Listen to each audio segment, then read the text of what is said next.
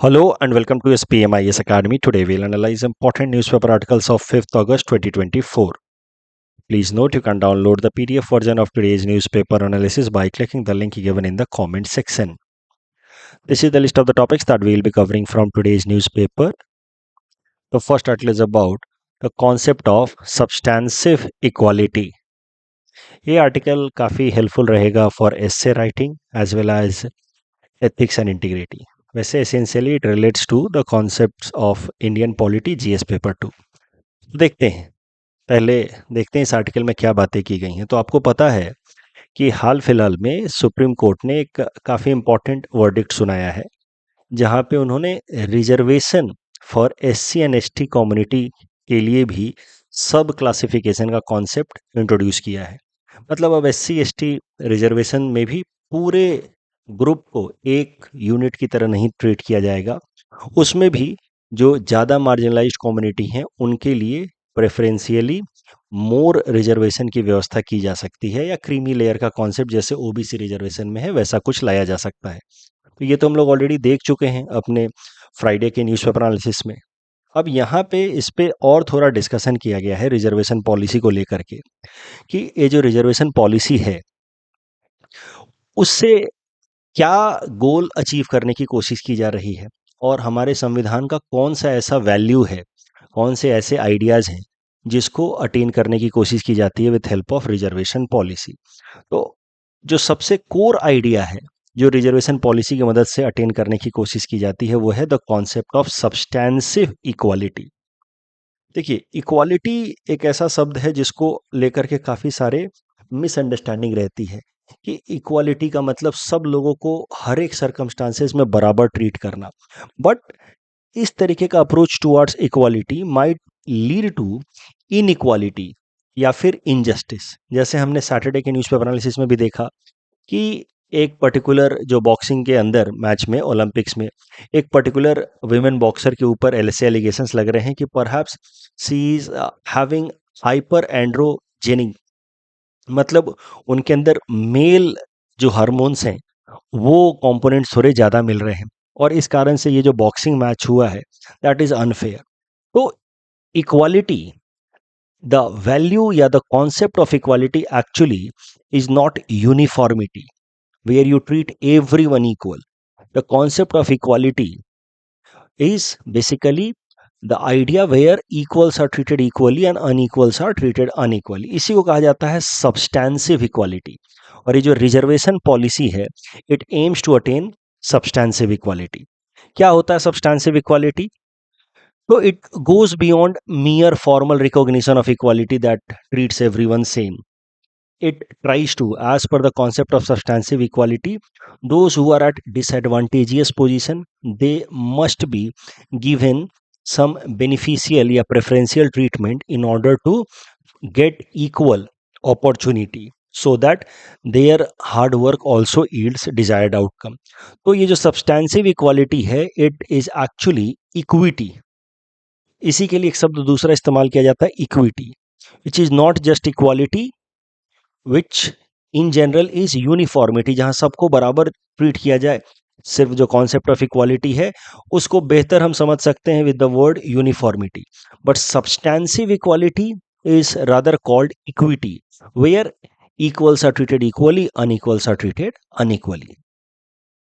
अब ये जो कॉन्सेप्ट है इक्वालिटी का उसको हम लोग article 14 of the Indian constitution से रिलेट करके देख सकते हैं. Article 14 of the Indian constitution में there are two dimensions of equality mentioned. पहला talks about the concept of equality before law where everyone is treated equally before the law. अब देखते हैं ऐसा कानून की आंखों पे ऐसे पट्टी बंधी रहती है कि कानून अंधा है. तो what it actually means कि जो law है it will not discriminate between individuals. It will not give any preferential या discriminatory treatment to any individual. अगर आपने कोई काम किया है, कोई क्राइम किया है तो उस क्राइम के लिए आपको वही सजा मिलेगी जो किसी और को मिलती. So that is why this approach of equality which basically is considered as equality before law is used mainly in criminal justice system. जैसे अब किसी ने कोई क्राइम किया है, मर्डर किया है, रेप किया है, तो उस केस में irrespective of the background the system treats that individual in uniform manner. तो ये जो एस्पेक्ट है इक्वालिटी का, which is also known by the name equality before law, which is mainly practiced in criminal justice system in India. It is more close to this concept of equality या uniformity, but एक दूसरा domain भी है, एक दूसरा dimension भी है equality का, जिसको हम लोग कहते हैं equal protection of laws, where equals are treated equally and unequals are treated unequally. ये जो कॉन्सेप्ट है इक्वालिटी का, इसी को कहा जाता है सब्सटेंसिव इक्वालिटी, और इस अप्रोच ऑफ इक्वालिटी को अप्लाई किया जाता है in social and economic realm of the political setup. तो जब समाज के अंदर न्याय की बात की जाए, इकोनॉमिक रिसोर्सेज के डिस्ट्रीब्यूशन की बात की जाए, तो उस टाइम में इस कॉन्सेप्ट ऑफ इक्वालिटी का इस्तेमाल किया जाता है। तो इसी सोशल एंड इकोनॉमिक रियाल्म में इक्वालिटी के लिए फिर हम लोग रिजर्वेशन पॉलिसी लेकर के आते हैं। अब देखिए ना, इस इमेज से आपको सब पता चल जाएगा। दिस इंडिविजुअल, इसकी हाइट अच्छी है, इसको नेचर ने हर तरीके से ब्लेस किया है, तो फिर इसको कोई भी प्रेफरेंशियल ट्रीटमेंट नहीं है। जबकि इसकी हाइट कम है तो इसको फिर एक प्रेफरेंशियल ट्रीटमेंट दिया गया है। एक इंसान जो है वो फिजिकली चैलेंज्ड हो तो उसके लिए रैंप सिस्टम बना दिया सिस्टम ने, स्टेट ने, ताकि सबको बराबर के मौके मिले। और इस तरीके की जो इक्वालिटी होती है उसको कहा जाता है the concept of equal protection of law या सब्सटेंसिव इक्वालिटी, और इसको मेनली अप्लाई किया जाता है in social and economic realm. और इसी कॉन्सेप्ट का अप्लाई करते हुए हमारे देश के अंदर रिजर्वेशन की पॉलिसी लगाई गई है। तो if everyone is treated equally, then this could be the scenario. Those who are naturally at disadvantageous position or for some historical injustice they are at disadvantageous position, they will suffer. तो इस case में if you have to do justice, you have to treat equals equally, unequals unequally, ताकि सबको बराबर के मौके मिले। तो ये जो इमेज है that better reflects the concept of equal protection of law. तो ये जो इक्वल प्रोटेक्शन ऑफ लॉ है, that is nothing but the approach of substantive justice या substantive equality, where focus is on the outcome also apart from just having fair procedure. तो ये जो equal protection of law दिया जाता है या substantive justice का कॉन्सेप्ट अप्लाई किया जाता है, इसके पीछे मुख्य मकसद है हिस्टोरिकल इनजस्टिसेस को एड्रेस करना। देखिए, रिजर्वेशन पॉलिसी के पीछे मुख्य कारण रहा है जो historical injustice in the form of untouchability practice की गई है शेड्यूल कास्ट कम्युनिटी, उसको एड्रेस किया जा सके। ये जो सब्सटेंसिव जस्टिस का कॉन्सेप्ट है, इसमें यूनिफॉर्मिटी या इक्वालिटी पे ध्यान नहीं दिया जाता है कि सबको बिल्कुल बराबर ट्रीट किया जाए। This should be the concept of equality या यूनिफॉर्मिटी। सब्सटेंसिव जस्टिस में फोकस रहता है ऑन इक्विटी, फेयर आउटकम। और सब्सटेंसिव जस्टिस के लिए पॉजिटिव या affirmative action, where the state takes some और makes some preferential treatment to those who are at disadvantageous position, उसी को कहा जाता है पॉजिटिव या अफर्मेटिव एक्शन। इस तरीके का अप्रोच से जो आउटकम आएगा उसको कहा जाएगा सब्सटेंसिव जस्टिस, और इस तरीके की इक्वालिटी का कॉन्सेप्ट को कहा जाता है इक्वल प्रोटेक्शन ऑफ लॉ। अब सुप्रीम कोर्ट ने अलग अलग जजमेंट में रिजर्वेशन पॉलिसी को इस तरीके से क्यूरेट किया है कि reservation policy actually stands for the idea of equal protection of law, which is guided by our constitution maker as one domain of equality as per article 14 of the constitution। Reservation को लेकर के जो सबसे पहला case है वो है चंपकम दुराई राजन case. ये केस जो था that was with respect to reservation of seats provided by state of Madras in some education institution. अब this was considered as violation of article 14 of the Indian constitution, right to equality. State of Madras ने कुछ reservation की व्यवस्था की for people from marginalized community, vulnerable community. उस reservation को article 14 के violation की तरह देखा गया, राइट टू इक्वालिटी के वायलेशन की तरह देखा गया। सुप्रीम कोर्ट ने यहाँ पे इक्वालिटी बिफोर लॉ वाला कॉन्सेप्ट इक्वालिटी का अप्लाई किया, मतलब यूनिफॉर्मिटी का, और सुप्रीम कोर्ट ने इस रिजर्वेशन की व्यवस्था को अनकॉन्स्टिट्यूशनल डिक्लेयर किया। तो ये था सुप्रीम कोर्ट का बिल्कुल इनिशियल अंडरस्टैंडिंग अबाउट रिजर्वेशन। फिर धीरे धीरे कैसे जो इक्वालिटी बिफोर लॉ से धीरे धीरे इक्वल प्रोटेक्शन ऑफ लॉ के लाइन में या सब्सटेंसिव इक्वालिटी के लाइन में रिजर्वेशन पॉलिसी फाइन ट्यून हुई है, वही इस आर्टिकल में बताया गया है। तो पहले बिल्कुल 1951 में सुप्रीम कोर्ट ने तो स्ट्राइक डाउन कर दिया इस रिजर्वेशन पॉलिसी को, and supreme court took a very narrow understanding of equality, that was equality before law. फिर सरकार ने क्या किया, अमेंडमेंट किया संविधान के अंदर, एंड इट इंसर्टेड आर्टिकल 15(4).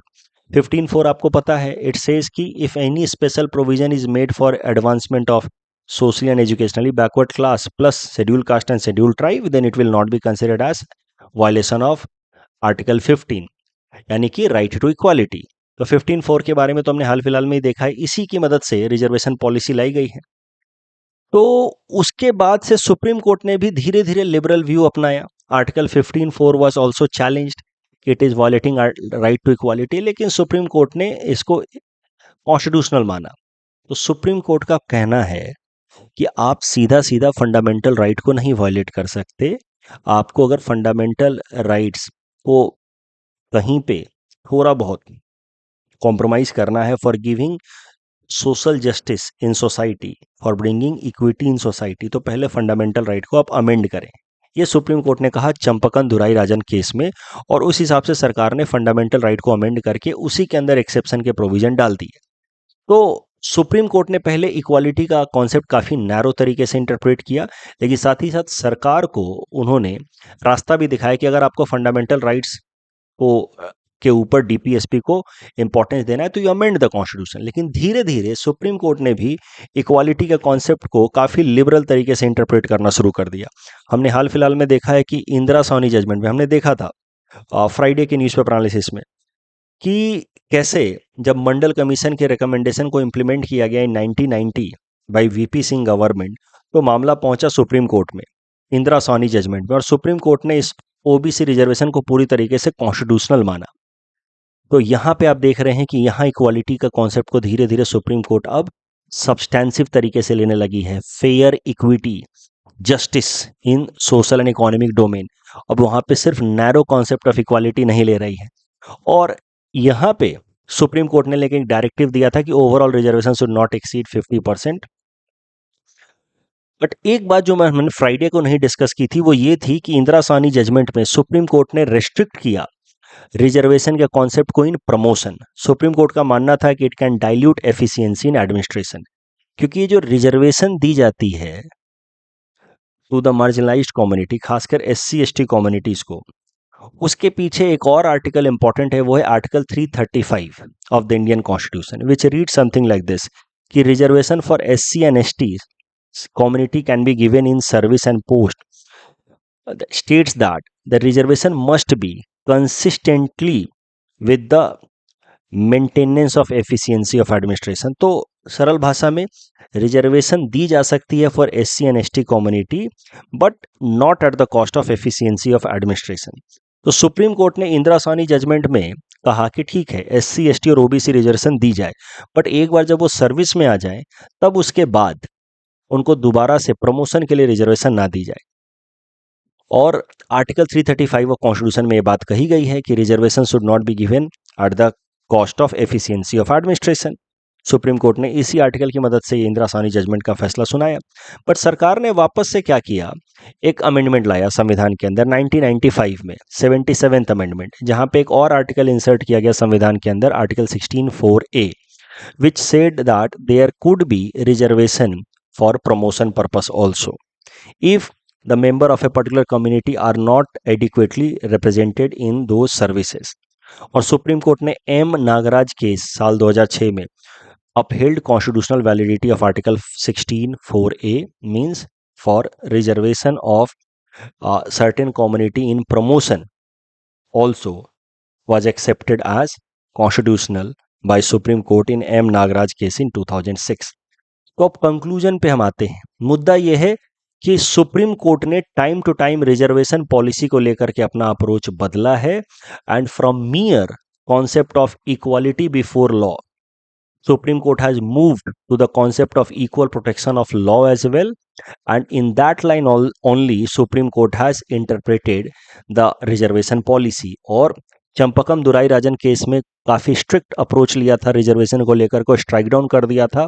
और एम नागराज केस तक सिर्फ सर्विसेज में रिजर्वेशन की नहीं बट प्रमोशन में भी रिजर्वेशन की पॉलिसी को एक्सेप्ट किया और उसी सब्सटेंसिव जस्टिस को आगे ले जाते हुए हमारे chief justice of India DY Chandrachud साहब कहते हैं कि अब हमने एससी और एसटी कम्युनिटी के अंदर सब कैटेगराइजेशन कर दिया है कि उसके अंदर भी जो मार्जिनलाइज है उसको जस्टिस मिले. Not everyone should be treated equally, right? Equal should be treated equally, unequal should be treated unequally.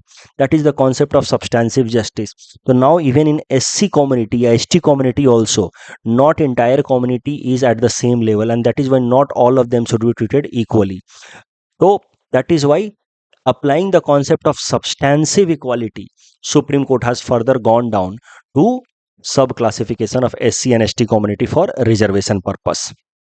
Supreme court में हमारे सीजीआई डीवाई चंद्रचूड़ साहब ये भी कहते हैं, जो आप कहीं ना कहीं कंक्लूजन में इस्तेमाल कर सकते हैं, कि overall reservation policy reflects substantive equality. It is not concessionary exception to the equality rule. ये कोई ऐसा कंसेशन नहीं दिया जा रहा है एससी एसटी कम्युनिटी को, वो उनका हक है सब्सटेंसिव इक्वालिटी जस्टिस समाज में इंश्योर कराने के लिए, बट उसमें भी इसको क्यूरेट करके लगाना है वो जो सच में बैकवर्ड है, मार्जिनलाइज है. और सब्सटेंसिव इक्वालिटी के कॉन्सेप्ट को स्टैंड करते हुए अब सुप्रीम कोर्ट ने एससी कम्युनिटी के अंदर भी सब क्लासिफिकेशन किया है. It is not concession, it is actually in line with the concept of substantive equality. इस कॉन्सेप्ट के बेसिस पे ये प्रीलिम्स प्रैक्टिस क्वेश्चन हमने आपको दे रखा है. Please attempt this question and submit the answer in the comment section. Equality के ऊपर यूपीएससी ने मेंस में ये प्रश्न पूछा था. आई थिंक इन 2022 शायद ये सवाल आया था.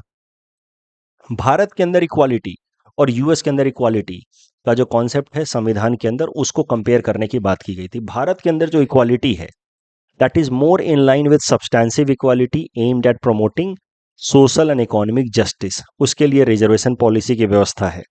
लेकिन अमेरिका के अंदर जो मेनली समाज में इश्यूज हैं वो कलर्ड पीपल के अगेंस्ट डिस्क्रिमिनेशन का प्रॉब्लम है, प्लस वहाँ पे individual rights, right to privacy, same sex marriage, ऐसे इश्यूज हैं. तो अमेरिका के अंदर जो इक्वालिटी है that is mainly around the issues of discrimination against coloured people plus individual rights. तो भारत की इक्वालिटी थोड़ी सी अलग है considering the historical background.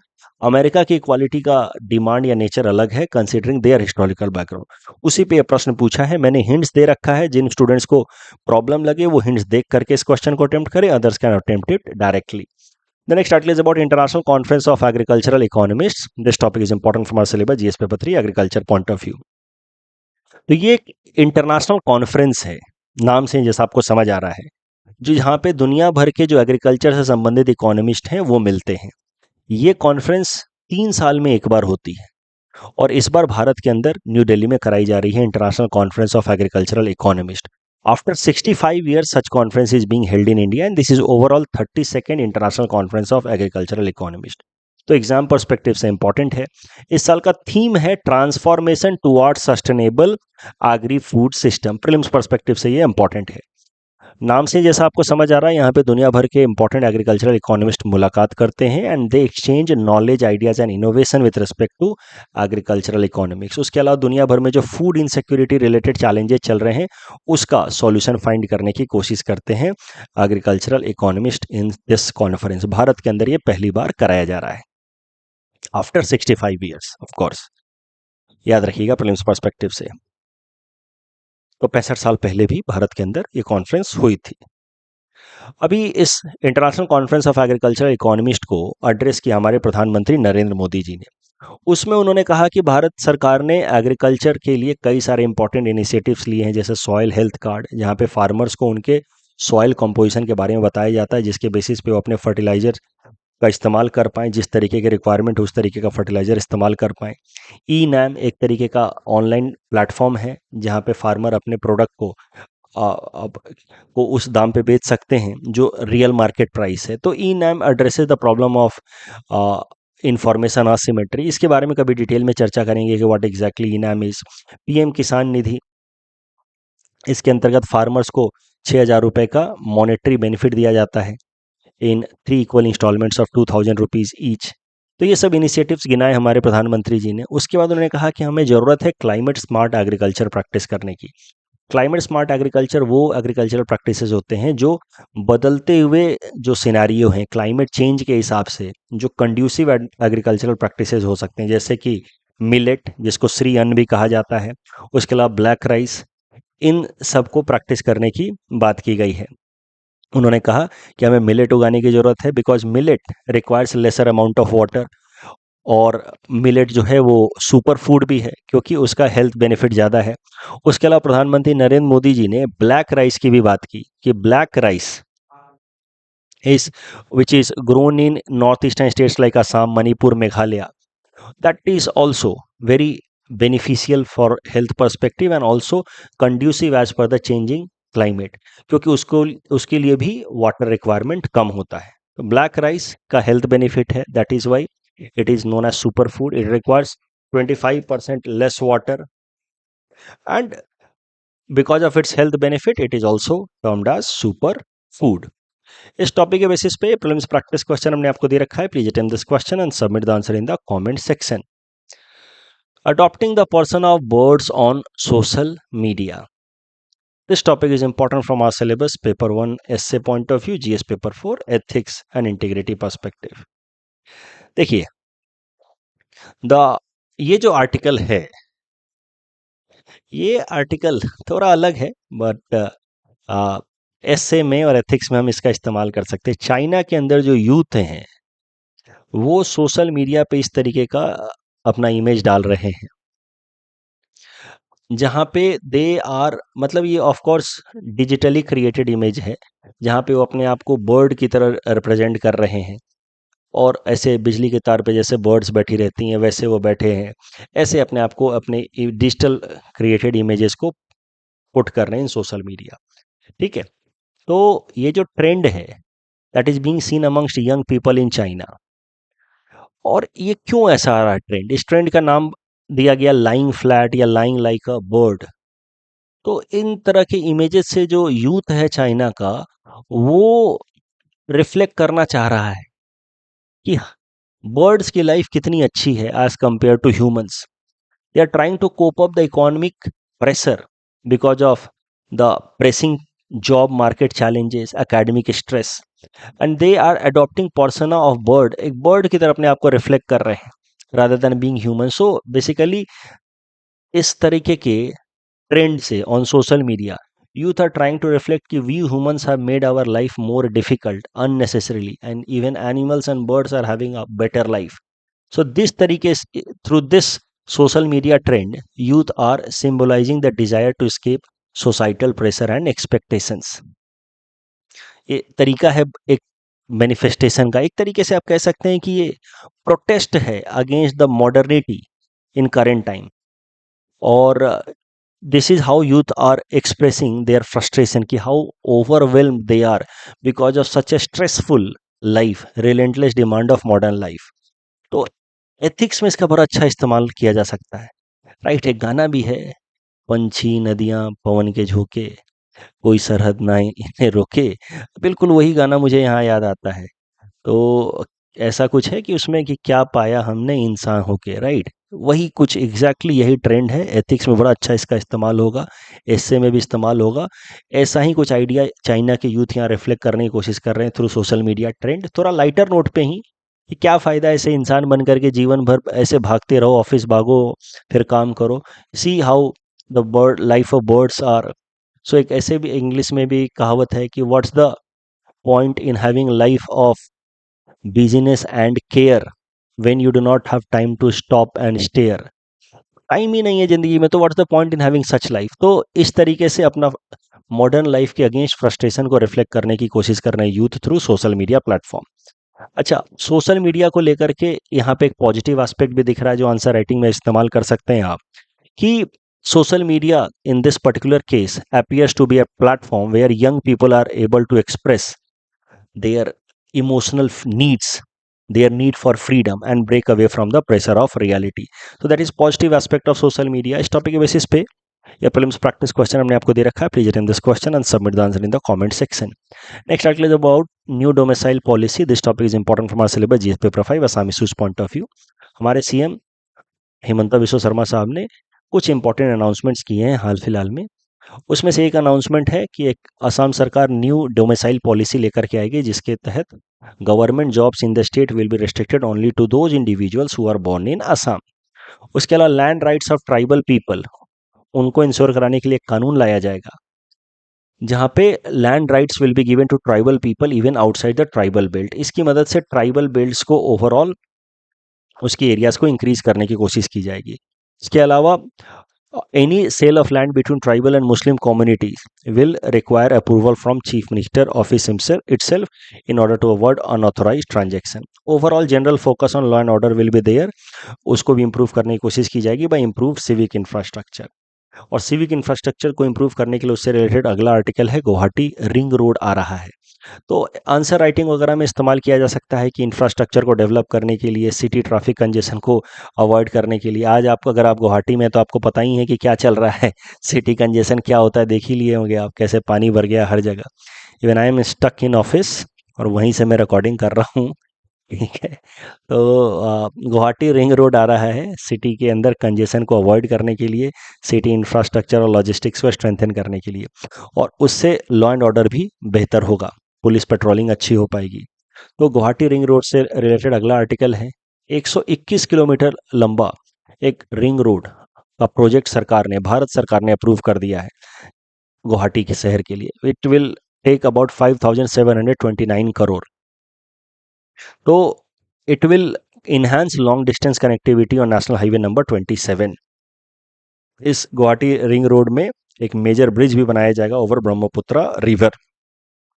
Ring road का कॉन्सेप्ट समझ लीजिए, मेन शहर के अराउंड एक रोड बना दिया जाता है, उसको चारों तरफ से कनेक्ट करता हुआ, जिससे शहर के अंदर ट्रैफिक थोड़ा सा आसान हो जाता है। जिसको अननेसेसरी शहर में नहीं आना है, जिसको शहर से बाहर बाहर ही निकलना है, वो फिर शहर के अंदर से होते हुए ना गुजरे, जिससे शहर के अंदर के ट्रैफिक को रिलीफ किया जा सके। ईस्ट ट्रैफिक कंजेशन इन गुवाहाटी, रीजनल कनेक्टिविटी भी इंप्रूव होगा, सिटी का ओवरऑल लॉजिस्टिक्स भी बेहतर होगा। फ्यूचरिस्टिक इंटरवेंशन इसको माना जा सकता है, क्योंकि भविष्य में जनसंख्या बढ़ने वाली है, तो उसके हिसाब से अभी ही रिंग रोड बना दिया जाएगा, तो भविष्य में सिटी के एक्सेसिव कंजेशन को अवॉइड किया जा सकता है।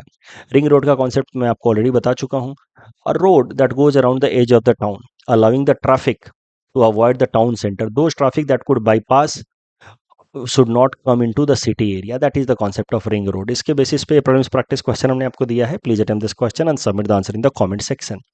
आज मैंने सोचा था कि अरब स्प्रिंग आज डिस्कस कर दूंगा, बट जैसा कि मैंने कहा कि I am also stuck in office और यहाँ पे भी अब लाइट चली गई है, तो ये टॉपिक मैं कल डिस्कस कर दूंगा। आज पीपीटी यहाँ पे मैंने बना दिया था, but I will be discussing it tomorrow. Fine, Arab spring. और तो कल का आंसर देख लेते हैं। Two state solution associated with Israel, capital gain में पहला स्टेटमेंट गलत है, बट बाकी दूसरा तीसरा सही है। That's all from our side for today. Thanks for watching.